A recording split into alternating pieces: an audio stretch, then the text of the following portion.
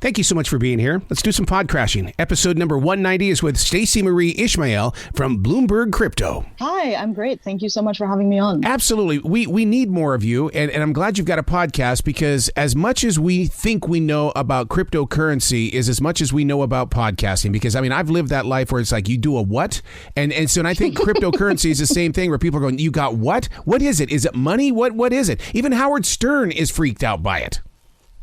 And that's a high bar to freak out Howard Stern. The thing I say about crypto is, it's internet money, right? It's like, what if money weren't invented by governments, and weren't backed by, the United States or England, and instead came from computers solving math problems and people kind of getting together to say, we want an alternative to these traditional systems of government and central banks. And the whole idea of crypto, this whole thing that's in the news all the time right now, is less than 2 decades old. It really started up in 2008, 2009, coming out of the financial crisis, where people felt that they had been betrayed by the banks, and they had been betrayed by the government bailing out the banks. And they were like, we want an alternative. Is that the reason why the government is just consistently talking about it in the way they're going? How can we tax people on this? What can we do? Because we need to have control, and the best way to do this is to make it look like it's the evil devil. There's a lot in there. So I'll start with the tax part. The governments around the world absolutely want to make sure they're not being left out of tax revenues on crypto because, for a while, this was an asset class. It's very volatile, but for a while it was worth up to $3 trillion. Prices have gone down a lot, so it's gone down to, below $1 trillion. But that's still a decent amount of stuff sloshing around that governments want to make sure that they have a cut of. It's also that in a lot of cases, they have concerns about money laundering. They have concerns around, the use of crypto for crime. You'll hear oh no, North Korean hackers are holding some poor power station somewhere hostage, and they won't let them turn the lights back on unless you give them 10,000 Bitcoin. Those have pop up, and they are real, and that does happen. And so governments are concerned that there's this mechanism that criminals can use that is a little bit harder to trace if you roll up in a bank with a suitcase full of money.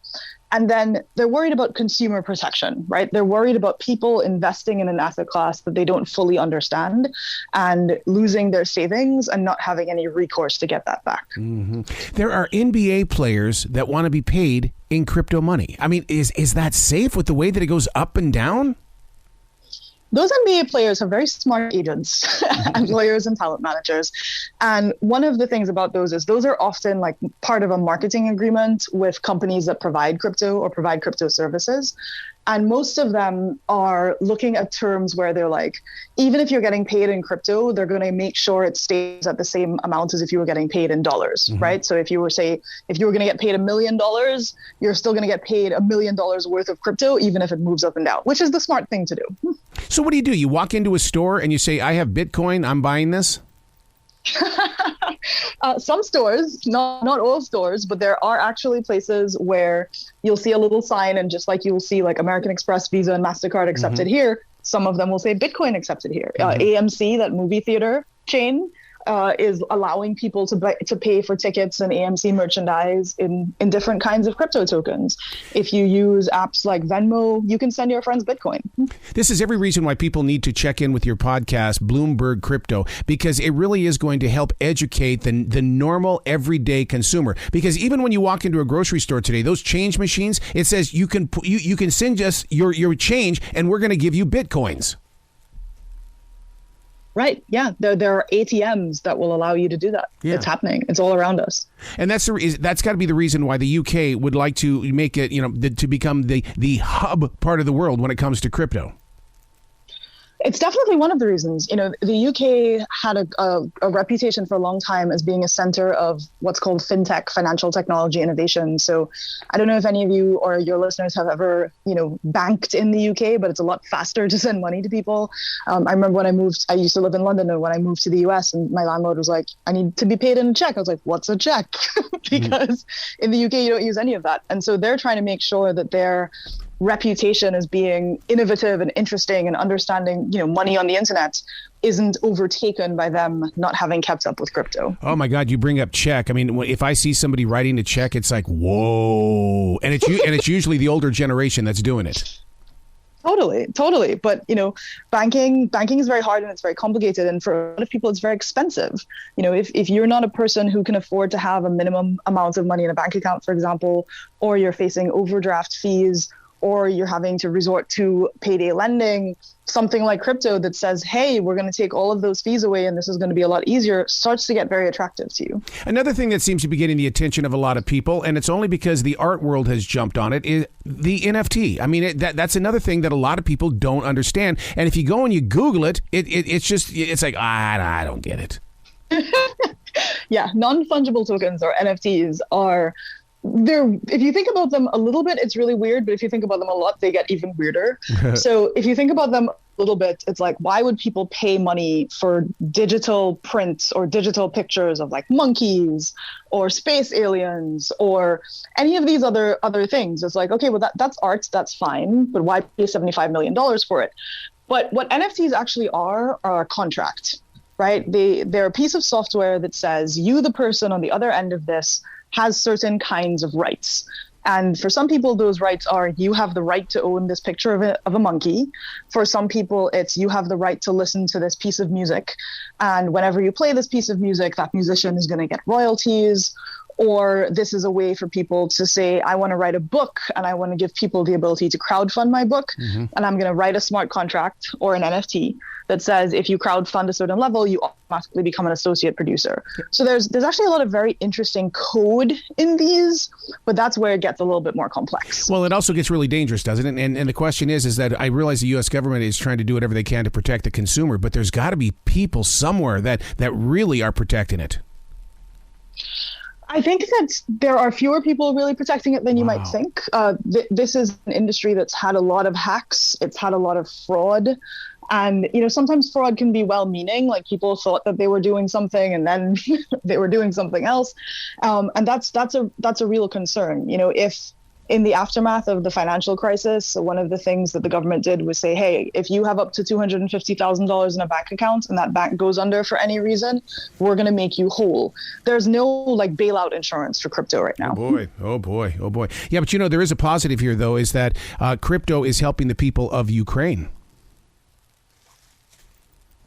Yes, the Ukrainian government did some very interesting things when Russia invaded. And just as a bit of background, crypto was not popular in Ukraine. Like before the war, they weren't kind of going around and having tea with people who were mining crypto.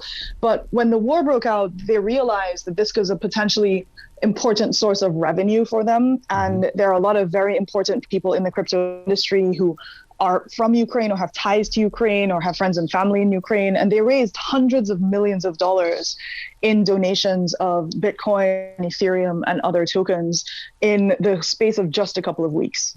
I have a very good friend who's over there in Ukraine, and his mission as a journalist is to make sure that the money is being funneled to the right places. And my God, we've talked about the crypto over there, and that it's a very tough thing to follow as well. It can be pretty challenging. I mean, it's challenging even when you're not in a war zone. And certainly that's always a question for people who are trying to do what's called crypto philanthropy. How can you make sure that if you send money to this string of numbers on the internet that's a really long version of a bank account, it actually ends up in the hands of people who need it. Mm-hmm. Venture capitalists. I mean, that's a big word there for some people, and they don't understand it because it's not in the everyday newspaper. Mm-hmm. What venture capitalists are mostly very wealthy individuals or firms that have raised a lot of money that they want to invest in projects that have a high risk of failure and a very small risk of success. But if they succeed, they're going to turn into the next Amazon or Apple or Microsoft. And so that's their bet, right? And so venture capitalists are like, okay, we're going to invest in 10 things. 9 out of 10 of them won't make us any money. One of them will be the next Facebook. And so they've been very excited about crypto because they like that bet, right? They know that 9 out of 10 of these things aren't going to work, but one of them is going to be the next Apple.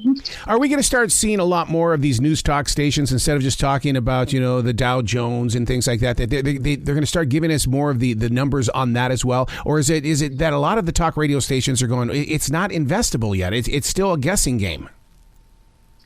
There is a real challenge to investability, for folks who might have a 401k There are people like Fidelity who are trying to give people access to Bitcoin in your 401k, which is a question for you and your financial planner. But there aren't a lot of mainstream available financial services products. There are a handful of things like exchange traded funds, which are, like baskets of other stocks of things that are crypto exposed. But it's still pretty complex for the average person to say, I want to add some crypto to my portfolio in a way that's less risky.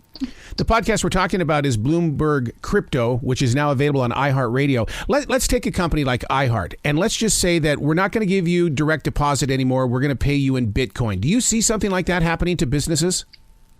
Some people are really pushing to make that happen. So in New York, our mayor, Eric Adams, is like, people should get paid in Bitcoin if that's what they want. And then a bunch of people were like, we don't know if that was what they want. Slow your roll.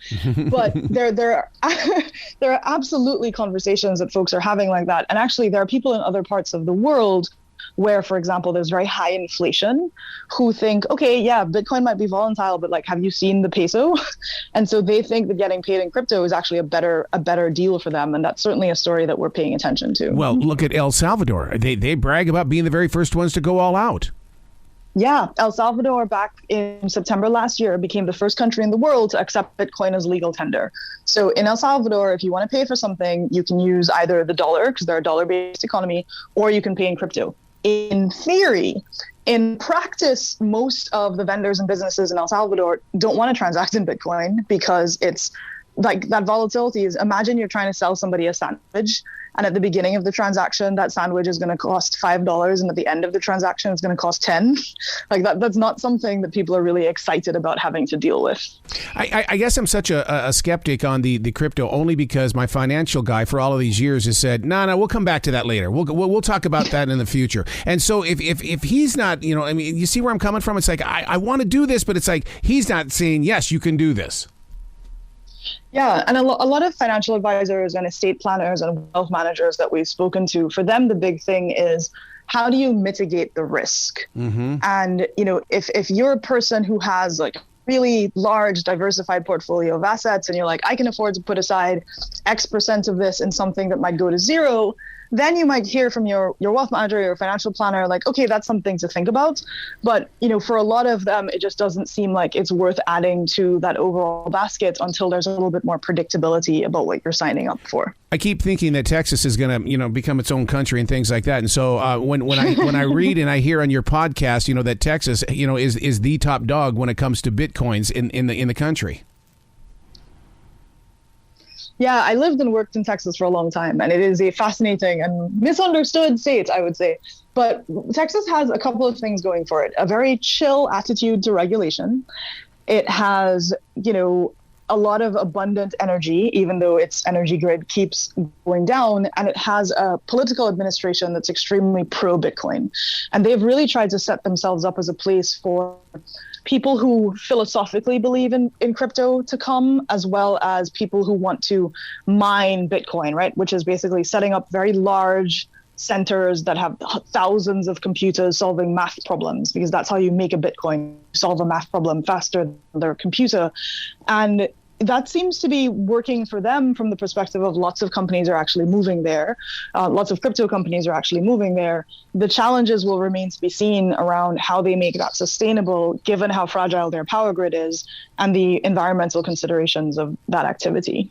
So do they invest also in this thing called stablecoin, or is that just going to be something for the Washington Nationals? So stablecoins, we've used the word volatility a lot. We've said uncertainty. And what stablecoins are supposed to do is, surprise, surprise, be stable, right? They're supposed to stay at around $1. And what the Washington Nationals found out is not all stablecoins are created equal, because they signed a sponsorship agreement with a company that made something that's called an algorithmic stablecoin, which was not stable at all. And that coin is now essentially worthless.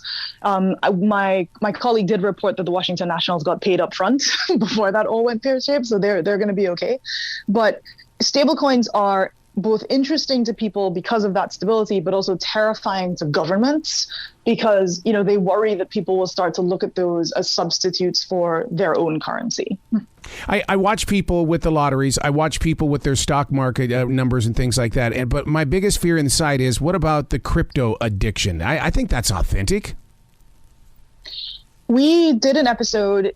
Thank you for being such a good listener of our podcast. We did an episode about crypto addiction, which is very similar to gambling disorders, right? It's the idea that you get this rush, you get this high from winning or the possibility of winning or losing and then having the possibility of coming back from losing.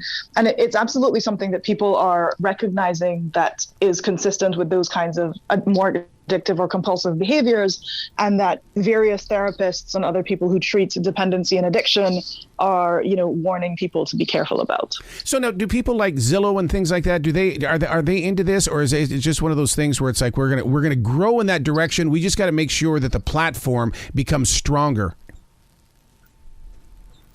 Yeah, I mean, the housing market in crypto there's some very interesting stuff happening, interesting or scary, depending on whether you're a regulator or a speculator, because there are now companies that will allow you to, let's say you made a bunch of money in crypto, you have a bunch of money in crypto.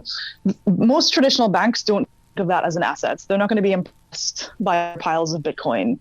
And so if you want to buy a house or, remodel your kitchen, you can't say, hey, I have all of this Bitcoin. Can we use this as collateral? They're just going to look at you like, no. Yep. But these native lenders, these folks in the crypto space will say, yes, you absolutely can. You can use that as, a down payment on a mortgage or something else. And I think we're definitely going to see places like the housing market and other sectors of the U.S. economy start to need to adapt to the reality of all of that happening. I was just in a really deep conversation with somebody about the metaverse and things like that we're going to be stepping into these little verses, and crypto is going to be how we're going to create these worlds. And it's almost like we're physically we're here in this world, but mentally we're going into the metaverse, and it's crypto that's going to keep us moving. Maybe. The thing about the metaverse is it's existed long before crypto did, right? Oh. So I play a lot of video games. Shout out to anybody on there who plays video games. I have one of those VR headsets. Those are already really immersive worlds. If you have, kids or family who play games like Fortnite, where you customize your avatar and you can talk to your friends, but you're like a giant floating head in space, that's very metaversy, because all the metaverse is a place where your digital identity feels as real as your physical identity. And those worlds exist without crypto. What people are also thinking about is making metaverse spaces that have elements of crypto in them, like those non-fungible tokens. So imagine you have a really cool sword in Fortnite that you could bring that sword into another game that you also play. That would be something enabled by an NFT. Man, I love your podcast. I love that you're doing this because you are so full of information and you give us the opportunity to explore new ideas and to build new layers of trust. My absolute pleasure. Thank you for listening. Well, please come back anytime, Stacy. The door is always going to be open for you. Well, I'm looking forward to that. Maybe you can get on the show too. There you go. You be brilliant, okay? All right. Thank you. Y'all take care.